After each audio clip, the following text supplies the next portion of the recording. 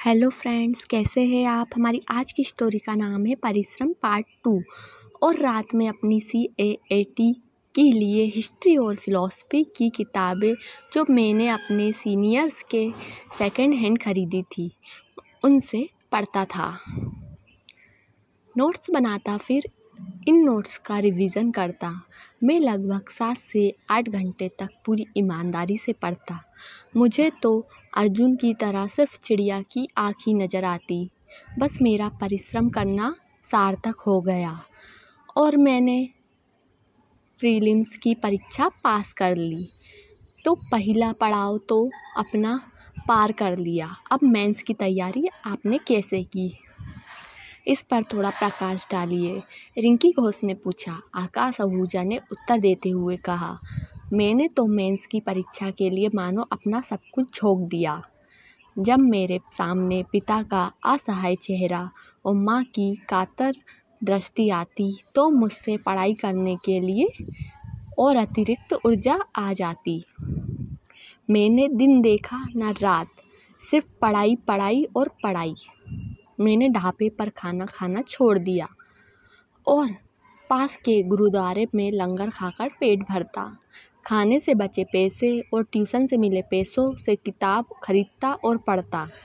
रात में सिर्फ 3 घंटे सोता। परीक्षा के 10 दिन पहले मैंने पुराने 5 साल के पेपर हल करना शुरू किए।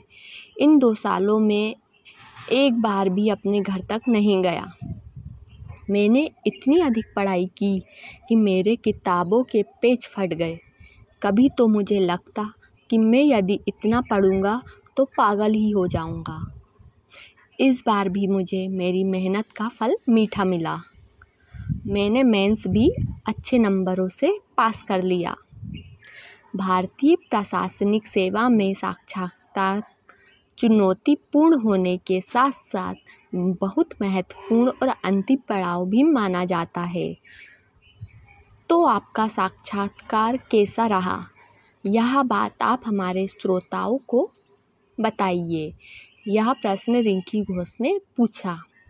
तो आपका साक्षात्कार कैसा रहा, यह बात आप हमारे श्रोताओं को बताइए।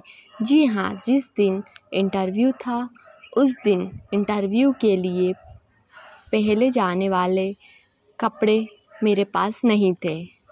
मैं जिन विद्यार्थियों को ट्यूशन पढ़ाता था उनके अभिभावकों से मैंने एडवांस पैसे लिए और कपड़े और जूते खरीद लिए। साक्षात्कारकर्ताओं ने मुझसे मेरे विषय के बारे में, भारत और अमेरिका के संबंधों के बारे में और भारत की वर्तमान राजनीति के बारे में मुझसे प्रश्न पूछे। मैंने उनके प्रश्नों का उत्तर पूरे आत्मविश्वास के साथ दिया। मेरा चयन IAS में हो गया और मेरा 5वां रैंक आया। अगर किसी चीज़ की शिद्दत से चाहो तो कायनात भी साथ देती है, यह बात आकाश आहूजा ने साबित कर दी।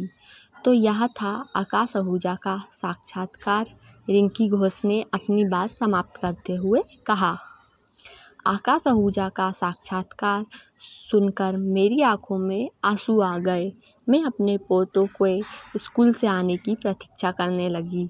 वे दोनों स्कूल से आए तो मैं उन्हें IAS आकाश आहूजा के बारे में बताऊंगी, जिससे प्रेरणा लेके वे भी अपने जीवन में कुछ कर सके, कुछ बन सके और अपने अभिभावकों का नाम रोशन कर सके।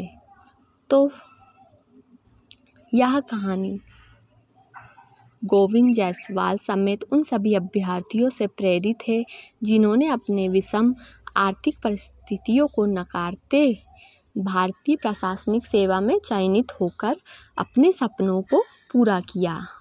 तो फ्रेंड्स, ये तो थी हमारी आज की स्टोरी। अगर आपको अच्छी लगी हो तो प्लीज़ चैनल को लाइक, सब्सक्राइब और शेयर ज़रूर कीजिएगा।